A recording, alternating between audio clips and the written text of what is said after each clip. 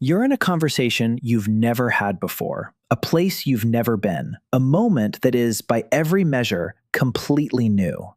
And then it hits. This already happened. Not a feeling, a certainty. You know what the next word will be. You know how the room is going to look when you turn your head. You know the exact shape of what's coming. And yet, you've never been here. Both things are true at once. And then it fades just as fast as it arrived, and you're left with something strange and quiet that you can't quite name. It happens to almost everyone. Roughly 70% of the population experiences déjà vu regularly.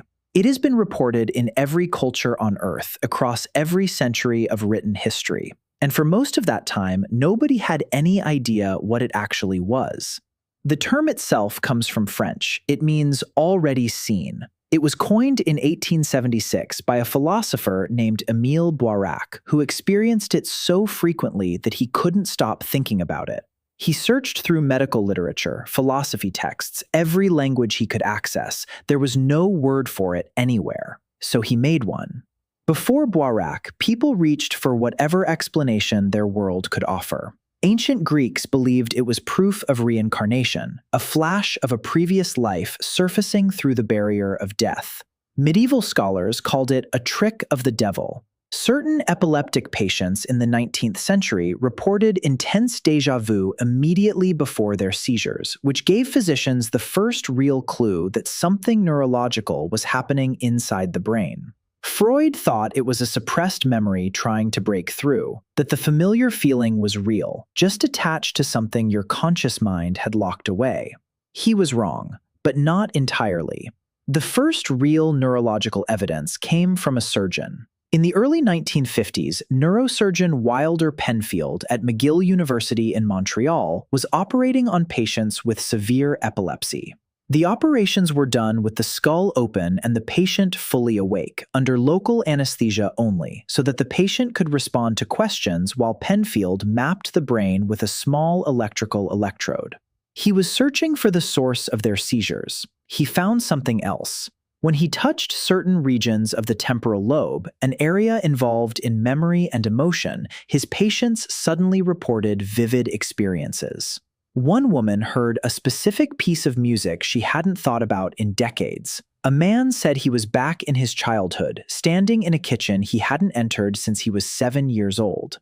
They described the smell of food, the exact quality of afternoon light, specific emotions. These felt like real memories. But here's the part nobody talks about. They weren't.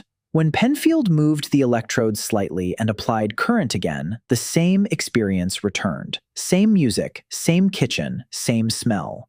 The brain was generating the sensation of remembering, with complete emotional conviction, entirely detached from anything that had actually happened. Memory and perception were not the same system. They just felt identical from the inside.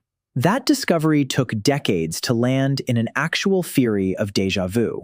The leading explanation today is called dual processing. Here's what happens. Every single moment you experience, your brain is running two simultaneous operations. The first is perception, taking in sensory information, constructing the present. The second is a memory check, a rapid parallel comparison against everything you've ever seen, heard, or experienced. Asking, have I been here before? In a normally functioning brain, these two processes are synchronized. Perception arrives first, memory checks it. Clean result, new or familiar. But sometimes, because of fatigue, stress, a neurological microdisturbance that happens in perfectly healthy brains, the two processes fall out of sync. Perception arrives, memory runs its check, and then runs it again. On the second pass, the current moment gets tagged as past, not because it is, because the checking mechanism fired twice, and the second result came back labeled known. Your brain doesn't experience this as an error. It experiences it as a memory.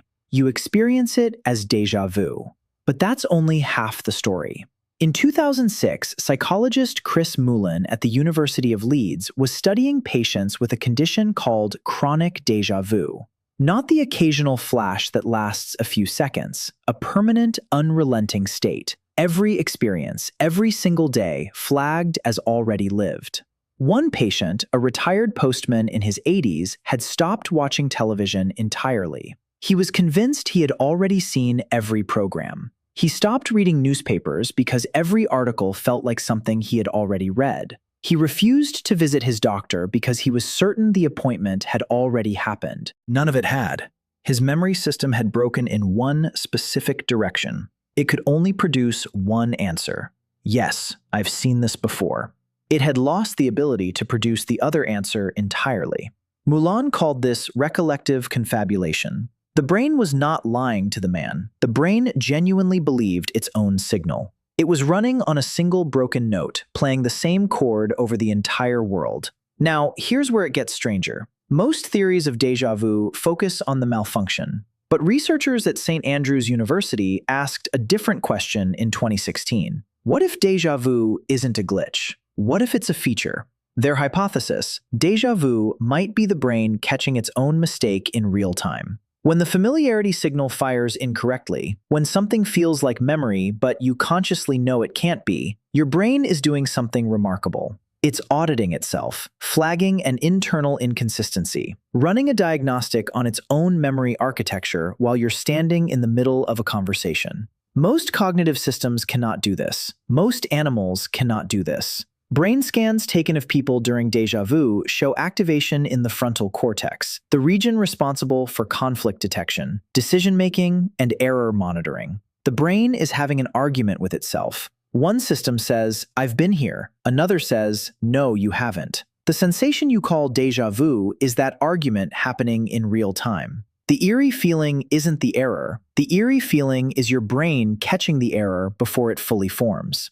So why does it fade so quickly? Because the argument ends. One system wins. Rational awareness overrides the false familiarity. The present stops feeling like the past. And within seconds, the whole experience dissolves into that peculiar residue, that echo of something that was never there. Research also points to a strong connection between déjà vu and sleep deprivation. When the brain is exhausted, the pathways that synchronize perception and memory checking begin to misfire. Signals arrive out of order. Checks run twice. The familiarity system becomes trigger-happy, which is why déjà vu happens more when you're tired, more when you're traveling, more when you're overwhelmed. All conditions that disturb the deep architecture of sleep, the same architecture your brain has been calibrated against for hundreds of thousands of years. Your ancestors, sleeping in two phases around a fire, their melatonin rising with the sun, never had a smartphone screen hitting their retinas at midnight. Their brains were better synchronized. Yours is not. And it costs you something. There's one more thing almost nobody mentions. Déjà vu is becoming more common. Not because modern brains are damaged, but because the conditions that produce it are now the permanent default state of being alive. You move between more environments in a single day than your ancestors moved through in a month. You consume more partial scenes, half-recognized faces, and incomplete conversations than any previous human brain was built to process. The larger the database your memory check is running against, the more often something in the present will almost match something in the past. Almost is enough to fire the signal. Your brain isn't malfunctioning when it happens. It's doing exactly what it was built to do. The only thing that changed is the scale of everything you've seen. So here is what is actually happening when déjà vu hits you. Your brain is not accessing a past life. It is not warning you about something. It is not breaking. It is doing what hundreds of thousands of years of evolution built it to do, cross-referencing the present against the entire accumulated weight of your experience, and then catching itself making a mistake in real time before the mistake fully lands. The unsettling feeling isn't the error. The unsettling feeling is the error being detected. Most animals cannot do that. Most brains that have ever existed could not do that. And the strangest part, the part that should probably keep you up at night, is that you don't just catch the error, you experience catching it. You feel your own brain arguing with itself and winning, and then it's gone. And you don't even know what to call the thing that just happened.